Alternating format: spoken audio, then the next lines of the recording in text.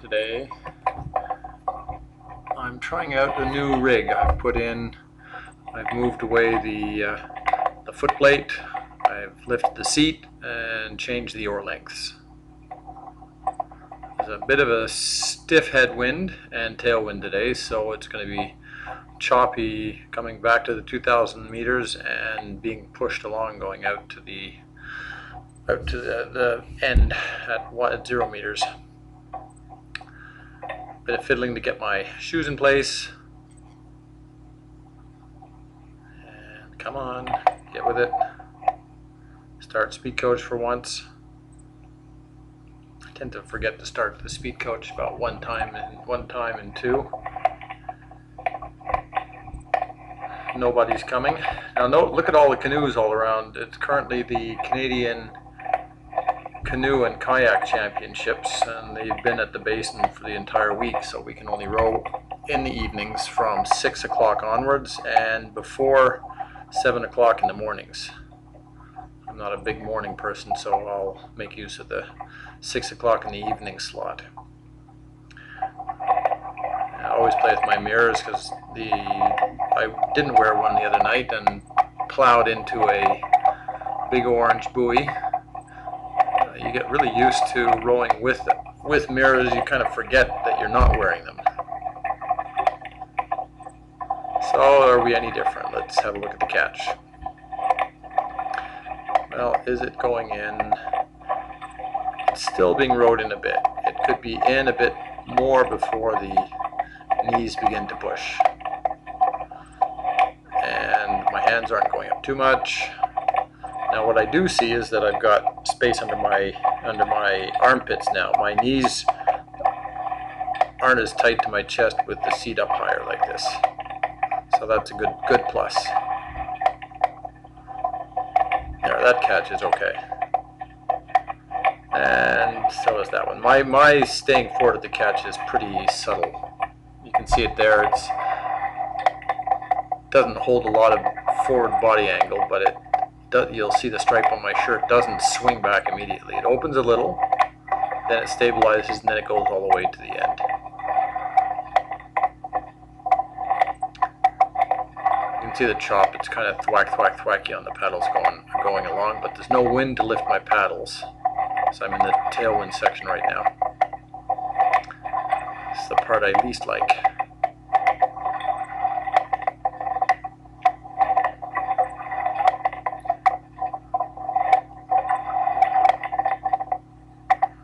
Really not habit, so I'm staying forward at the catch sometimes and then not other times. There at least I'm burying the paddles and then pushing. Oops, no, not quite. Yes. No. I'll get the coaches riding along beside me sometimes when they're looking for a fault and they're going, yes. Yes. Yes. Yes. Huh. Whoops, maybe. No. So you can see it's certainly not habit yet. So I've come to the end of the basin and time to swing around. Still working on trying to have a constant speed forward on the seat. Yeah, it's definitely up higher going into compression. Vertical shins, paddles in and go. Shaking off a weed. Now it's the headwind section.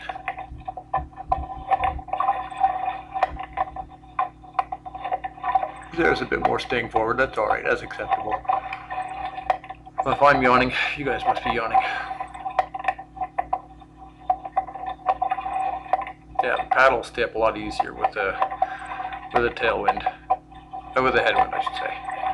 There's Coach Sophia out there on her bicycle, and even from 2 lanes over, I can hear her calling out, "Stay forward, same body position after the catch." So thinking about it.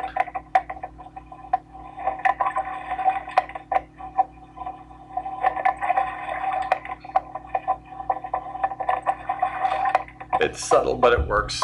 I am a little bit spondylitic.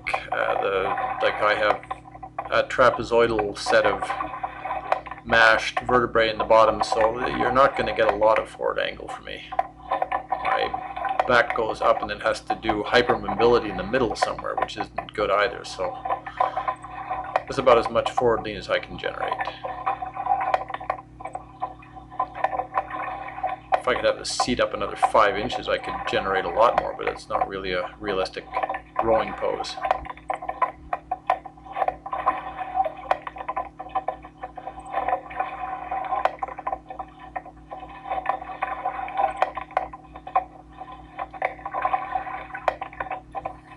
All very similar. So looking to, yeah, there's a little pop up there, all too frequent. There is a pop up, a skying. That was better. I'm trying to feel the level of the water and then just drop them in, but it doesn't drop very well.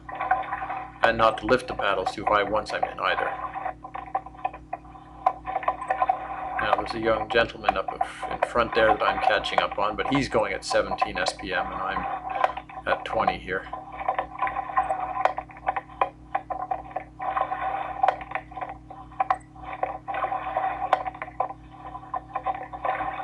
But at least I'm thinking again about getting the paddles in before I really push the drive. There's a little bit of a lag. Like paddles tend to be in a little at about the same time as I begin the drive, so it's pretty close to being rowed in.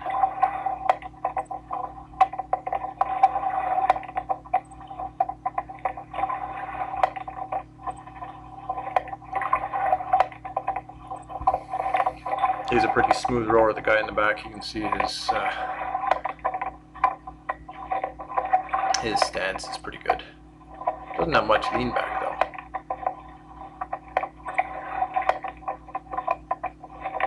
He gets a good forward lean. Now I'm trying to go at his rate. I think I dropped the rate right there. Just to prove to myself that I can go his speed at 17 also. He is a lightweight, probably about all of 19 years old, so yes, I can. Get my paddle, I can hear my speed coach going tick, tick, tick, tick, tick. It got bent somehow in the travel to Canadian Masters in Welland. So it's running for a bit and then it starts showing 5s and 6s instead of 2s.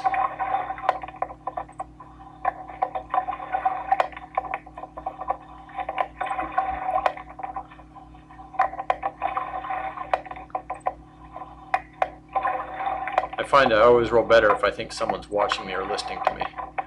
And when you're rowing with someone else like this, you can hear their paddle stroke. So even if they're in front of you, you can still tell what rate they're doing.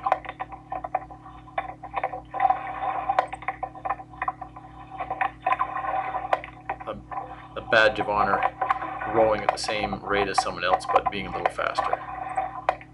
Well, I probably outweigh the poor kid by 50 pounds, but anyway. I'm 57 and he's 19. Well, I can see that my oar locks are no longer pulling out anymore, so I'm happy with that adjustment. I was easily able to go one hole forward into the stern, so that gives me a bit more work through. There's all the finish line set up for the Canadian Canoe Championships.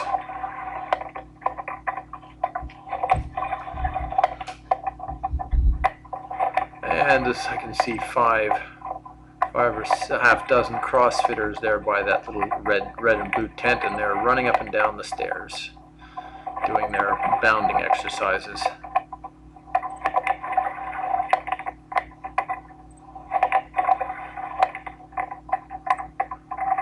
At this point, my back's starting to really suffer, so time for a back break. And it makes such a difference being able to lie down. So here's some of the modifications I made. So the seat is up on spacers, 5/8 in the back and 1/2 in the front, so it's up a fair amount. I think that's what's freeing up my chest a bit in the new stroke.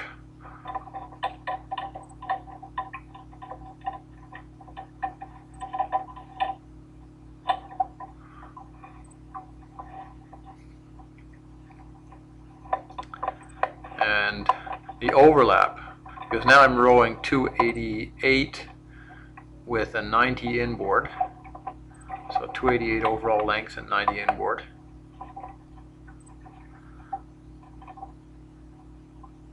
And so I'm showing what about wow, 8 to 10 centimeters of handle sticks out from either end, so it's quite a bit more. There's really only 5 centimeters of overlap. They're common for the handles now. But it works out for my hands. It doesn't, I like the position when they're rubbing over each other because it shows me my balance. There's no oar pull out.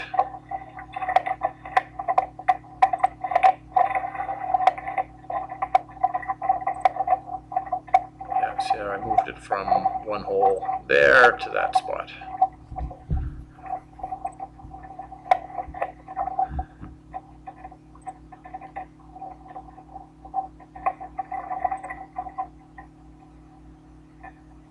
And I can get it, I don't have to lean too far back to finish the stroke, so it's about right.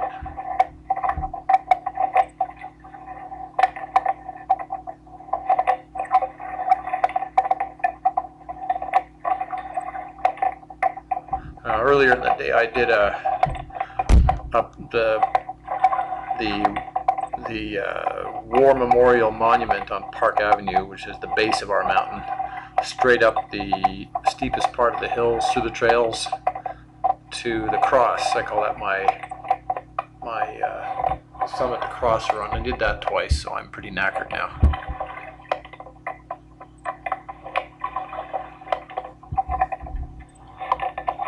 And the more tired my back gets, the more the staying forward at the catch hurts.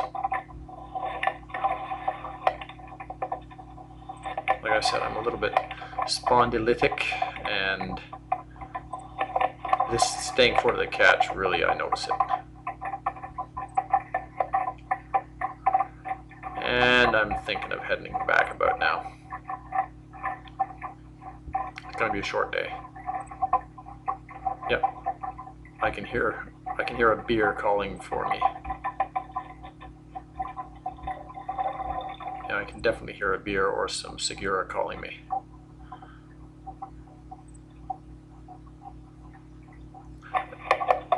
So heading back, I see one of our faster rowers, Pascal, coming.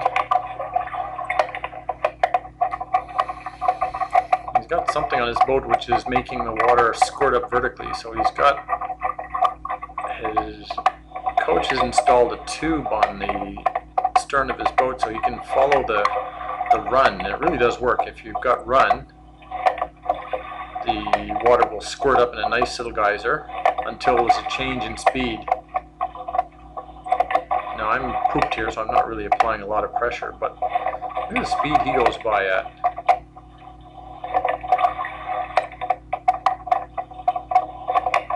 You can see he has good run.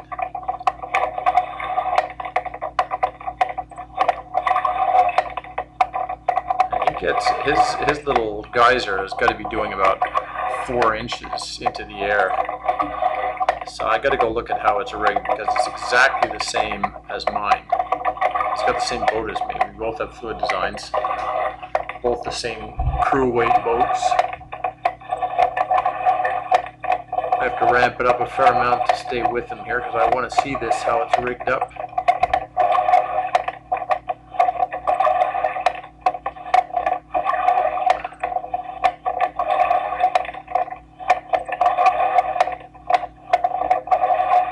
At these rates, I definitely tend to be rowing it in a fraction.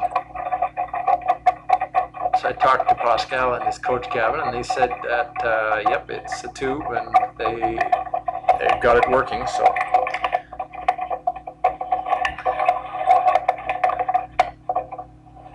I'm going to speak to him as soon as I get out of the water. He's offered to give me a piece, so I'll go see what the specifics are.